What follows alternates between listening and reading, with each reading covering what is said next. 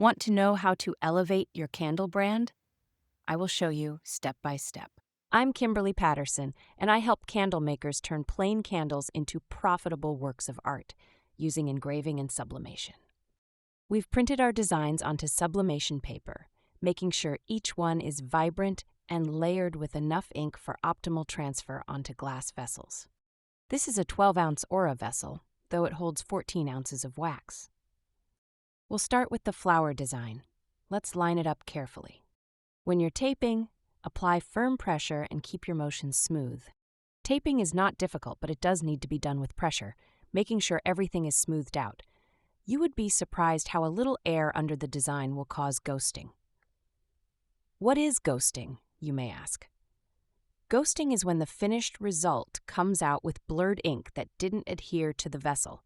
Don't worry, tape this way and you won't have any issues. I'm using wide heat-resistant tape and a dispenser that cuts each piece for me. It really helps keep things consistent. The bottom edge can be a little tricky. I always tape my corners at an angle. It helps the design lay flat when we go to seal the bottom. We're doing everything we can to avoid ghosting, especially around this lower edge where it tends to show up. If ghosting happens, we can fix it, but it takes extra time, so the goal is to get it right the first time.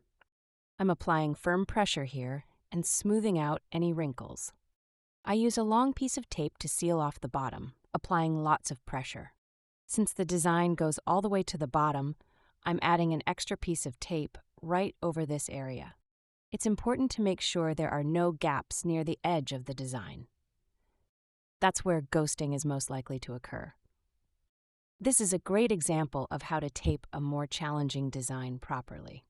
Just putting a few more pieces of tape to make sure there are no gaps. Almost done. Just another piece of tape needed. Pressure applied and smoothed out.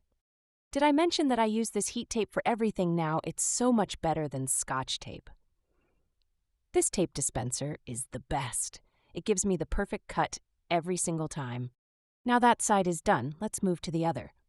I'm centering this design directly across from the first.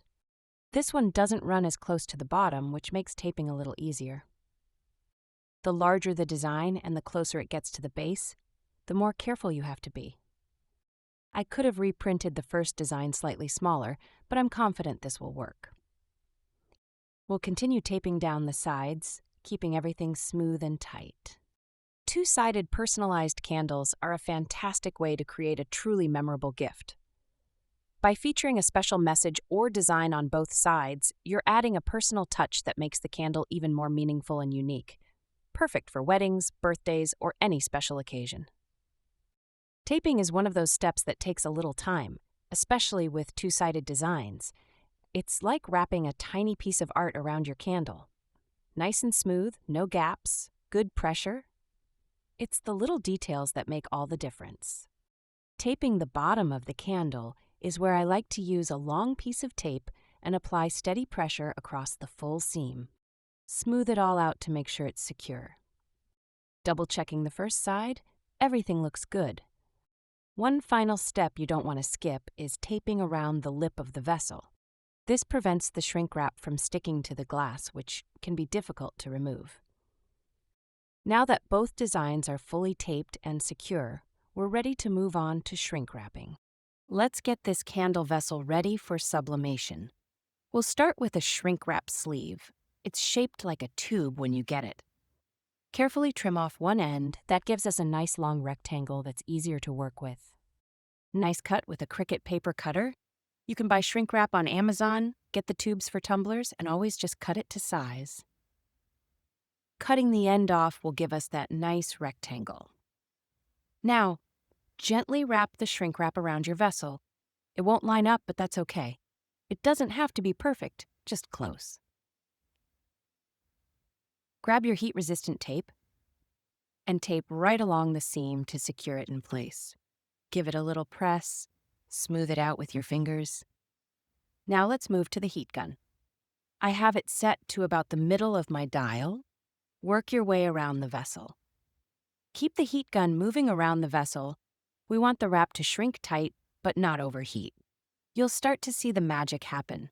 The wrap pulls tight and hugs the glass. If any little wrinkles pop up, just give them a quick pass with the heat gun. Almost there. Once the entire vessel looks smooth and tight, turn off your heat gun.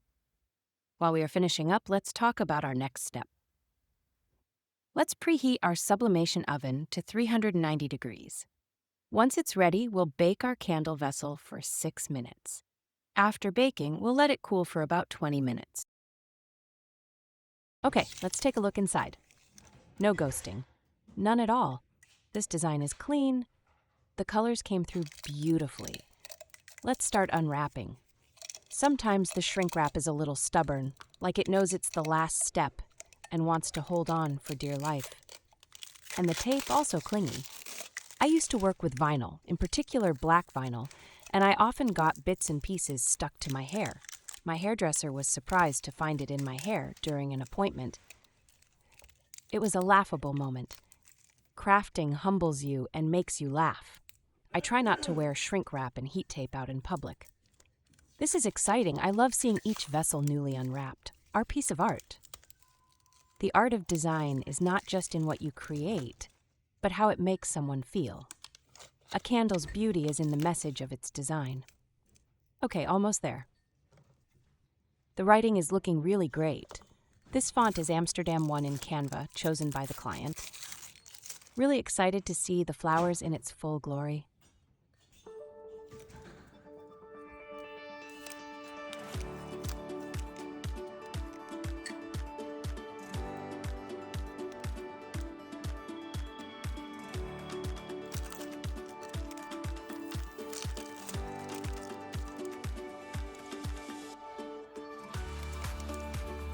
Here we go. Now the flowers. They really look beautiful and vibrant. I am inspired to turn this design into an engraved design for a colored glass vessel. I am very happy with the result, and it's meaningful to make a keepsake that will be enjoyed for years to come. If you're getting value from these videos, please subscribe to my channel.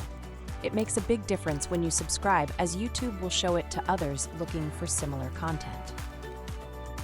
If you've enjoyed this video, please leave a comment below, especially if you have a request for a video or a question. And if you're new to this, check the video description. I've included everything you need to get started. See you next time in the Candle Artist Way.